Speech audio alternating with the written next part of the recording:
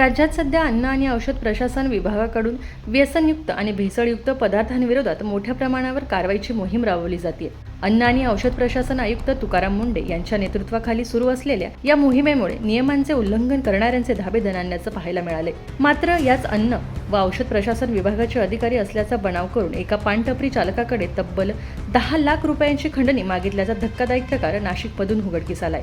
या प्रकरणी 6 जणांना पोलिसांनी ताब्यात घेतलं असून खंडणीखोरांच्या या टोळीचा पर्दाफाश झाला आहे. सदर प्रकार हा नाशिक रोड परिसरातील शिवाजीनगर बस थांब्याजवळ घडला. दीपक बोरोडे यांच्या पानटपरीवर कारमधून आलेल्या व्यक्तींनी बोरोडे यांना आम्ही एफडीए आणि मानवाधिकार विभागाचे अधिकारी असल्याचं सांगत दुकानात गुटखा विक्री होत असल्याचा आरोप केला. यानंतर सुरू झाला खंडणीचा खेळ.